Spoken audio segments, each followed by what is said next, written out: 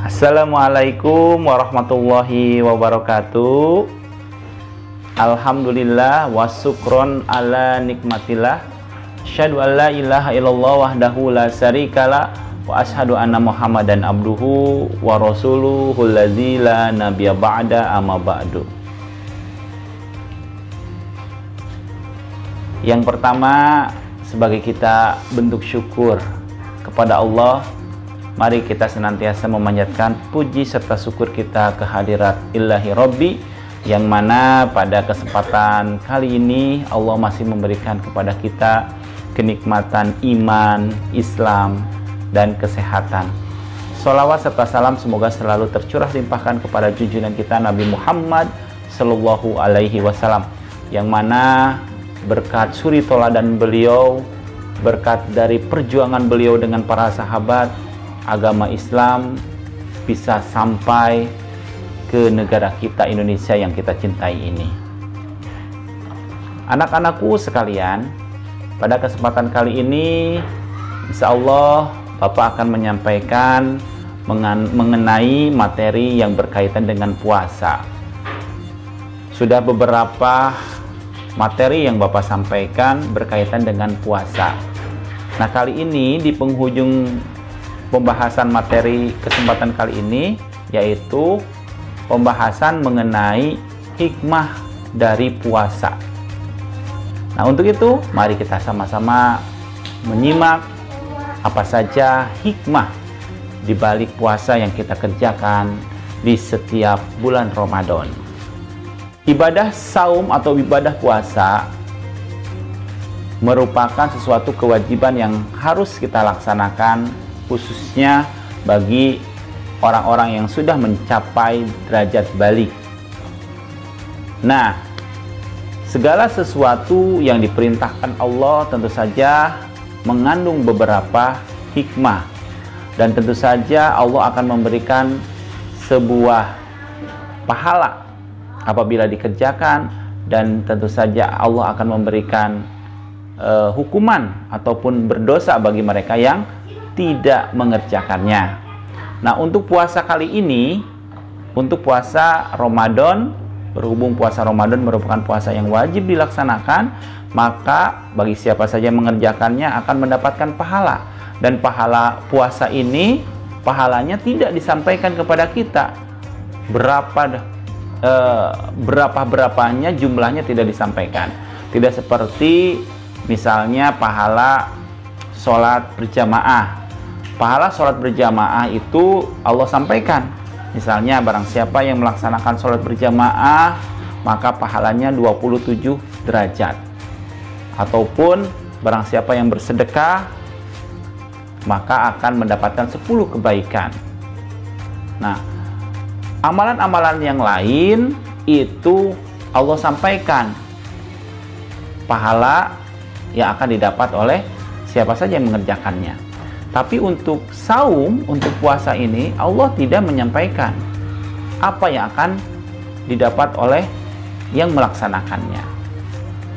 Nah, untuk itu yang pastinya barang siapa yang mengerjakan saum, puasa, wajib ataupun sunnah, tentu saja akan mendapatkan pahala dari Allah Subhanahu wa Ta'ala. Anak-anakku sekalian, nah, sebagaimana tadi Bapak sampaikan di awal bahwa kali ini Bapak akan menyampaikan hikmah dari puasa itu sendiri. Yang pertama, hikmah yang dapat kita ambil dari puasa adalah sebagai wujud tasyakur binikmat, wujud dari syukur kita kepada Allah Subhanahu wa Ta'ala, yang mana Allah masih memberikan berbagai kenikmatan dari dari nikmat jasadiah, tubuh kita bisa melihat, bisa menggerakkan tangan, bisa berbicara, bisa merasakan, bisa mendengar, dan itu semua tidak diberikan kepada semua makhluk Allah. Ya, tidak semua manusia diberikan nikmat. Ada saudara-saudara kita yang tidak diberikan nikmat penglihatan, dalam arti mereka buta. Ada beberapa saudara kita yang tidak diberikan nikmat pendengaran, dalam arti kata mereka tuli. banyak orang yang tidak bisa menikmati hidangan yang begitu enak menurut orang sehat, tapi karena memang Allah cabut nikmatnya, kesehatannya, akhirnya tidak bisa merasakan kenikmatan makanan itu sendiri. Nah, bagi kita yang Allah berikan nikmat ini, sudah sepantasnya untuk bersyukur. Sebagaimana Allah berfirman dalam Al-Quran, A'udzubillahi minasyaitonirrajim, la in syakartum la azidannakum wa la in kafartum inna azabi lasyadid. Yang artinya, barang siapa yang bersyukur kepadaku, kata Allah, maka akan aku tambah nikmatnya. Dan barang siapa yang kufur atas nikmatku, maka inna azabi lasyadid, kata Allah, maka azabku sangat pedih.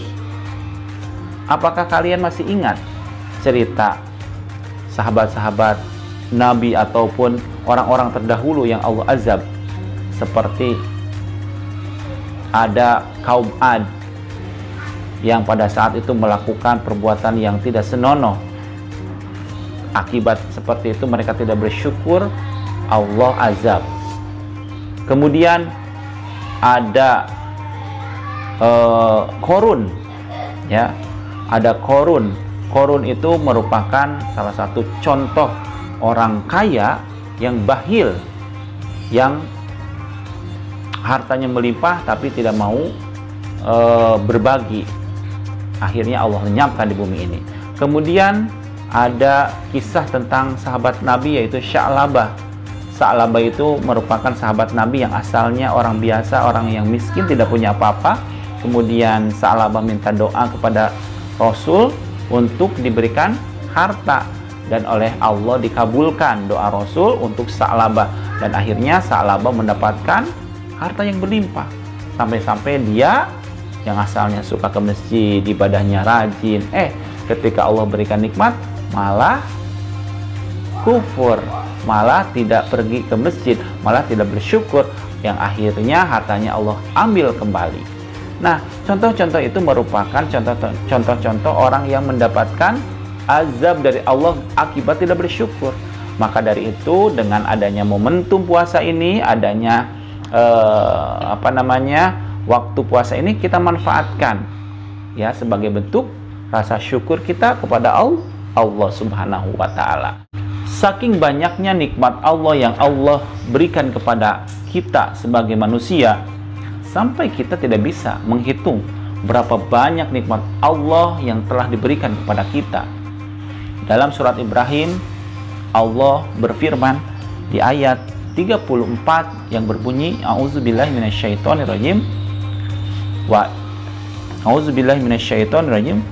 wa in ta'uddu ni'matallahi la tuhsuha, yang artinya apabila kalian menghitung nikmat Allah maka tidak akan terhitung. Nah, untuk itu sudah selayaknya, sudah sepatutnya kita bersyukur kepada Allah melalui puasa ini. Kemudian hikmah yang kedua dari puasa adalah menanamkan kepercayaan. Nah, bukankah kita ketika melaksanakan puasa kita suka merasa diawasi? Dalam kata lain adalah ihsan. Ihsan itu merasa diawasi oleh Allah, ya, walaupun Allah tidak terlihat. Ketika kita saum, padahal makanan ada di rumah, di kulkas masih ada makanan, di meja makan masih ada makanan, tapi kenapa kita tidak mau menyantapnya, kita tidak mau mengambilnya dan memakannya? Karena kita merasa diri kita diawasi oleh Allah, dan itu bentuk dari iman kita. Iman itu adalah percaya adanya Allah Subhanahu wa ta'ala. Nah, itu hikmah yang kedua dari puasa, yaitu menanamkan pada diri kita, kepada jiwa kita, keimanan atau keyakinan. Dan yang ketiga, dengan adanya puasa ini kita akan diasah, diri kita akan senantiasa diajari bagaimana cara merasakan keadaan orang lain. Dalam hal ini kita akan timbul simpati dan empati. Bukankah saudara-saudara kita yang kurang beruntung mereka sering merasakan lapar? Bukankah teman-teman kita yang Allah tidak berikan nikmat harta, mereka akan merasakan kelaparan hampir setiap hari? Kita tidak pernah merasakan kelaparan. Alhamdulillah, Allah senantiasa memberikan nikmat kepada kita.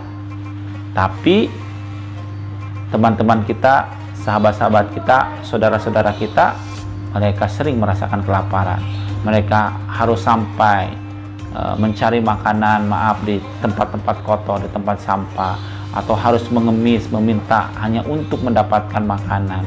Nah, dengan adanya momentum puasa ini, diri kita dilatih bagaimana cara kita berempati, merasakan bagaimana perasaan orang lain, memposisikan diri kita bagaimana menjadikan posisi kita sebagai posisi yang merasakan kelaparan gitu. Jadi diri kita dilatih untuk bersimpati pada orang lain. Nah, makanya di bulan Ramadan orang-orang sering berbagi ya, berbagi takjil, berbagi makanan, berbagi menu buka puasa, berbagi sahur. Itu adalah tujuan dari puasa itu agar menimbulkan perasaan pada diri kita itu peduli terhadap orang lain. Dan yang keempat, menjaga kesehatan. Nah, dengan saum ini tentu saja dalam kacamata kesehatan sangat baik, karena hampir 11 bulan lambung kita, perut kita senantiasa digunakan, dipakai ya, tanpa berhenti ya. Alhamdulillah bagi sahabat-sahabat, bagi adik-adik yang sudah terbiasa melaksanakan saum sunnah ya, Senin Kamis, saum Ayamul Bid, kemudian ada saum Tasu'a Suro ya, itu saum-saum sunat, ada saum Senin Kemis, ada saum Daud, itu bagus dilaksanakan. Nah, bila tidak, maka mungkin 11 bulan itu kita tidak pernah puasa, maka perut kita, diri kita banyak sekali makanan-makanan sisa yang menumpuk, yang belum dikeluarkan dari tubuh kita. Nah, dengan momentum puasa Ramadan, puasa wajib ini, maka tubuh kita akan diistirahatkan sejenak ya, kurang lebih 12 jam ya, kurang lebih 12 jam ya, dari mulai sahur sampai berbuka. Nah, itu dari kacamata medis, dari sisi kesehatan, maka bagus ya, puasa itu bagus. Ada kata-kata ungkapan dari Arab yang bagus ya, bahwa puasa itu adalah menyehatkan. Sumu tasihu, puasa itu menyehatkan tubuh kita, seperti itu. Jadi rajin-rajin berpuasa ya. Yang terakhir, melatih kesabaran dan disiplin. Bukanlah ketika kita lapar kita dilatih untuk sabar untuk menahannya, betul ya? Iya, kita dilatih ketika ada hal-hal yang memancing emosi kita tahan ya. Ada teman kita yang mengejek kita, tapi kita sedang puasa, ya kita tidak balas. Ada teman kita yang bikin kesel kita, ya kita abaikan saja. Ada teman kita yang ngajak berantem, kalian bilang, aku sedang puasa. Jadi itu menunjukkan apa? Melatih diri kita untuk senantiasa bersabar dan menimbulkan kedisiplinan. Bukankah waktu puasa sudah ditentukan dari mulai terbit matahari sampai terbenam matahari? Walaupun hanya kurang 5 menit, walaupun hanya kurang 3 menit dari berbuka, kita tidak berani ya menyentuh makanan atau minuman. Kita disiplin, kita taat bahwa kita berbuka apabila terdengar suara azan berkumandang. Seperti itu. Walaupun hanya 1 menit, 1 menit lagi, makan duluan 5 menit lagi, minum duluan Tidak kan? Kita akan disiplin, taat. Kita akan menunggu waktu azan. Baik adik-adikku yang Bapak banggakan, jadi hikmah puasa itu ada 5 ya. Masih ingat ya? Ada 5. Yang pertama, hikmah puasa adalah tanda terima kasih kepada Allah atau bentuk syukur kepada Allah. Yang kedua, menanamkan keimanan atau kepercayaan kita kepada Allah. Yang ketiga, merasakan belas kasihan terhadap fakir miskin. Yang keempat, menjaga kesehatan tubuh kita. Dan yang terakhir, melatih kesabaran dan disiplin. Mudah-mudahan ada manfaatnya ya. Terima kasih sudah menyimak paparan materi yang Bapak sampaikan kali ini. Assalamualaikum warahmatullahi wabarakatuh.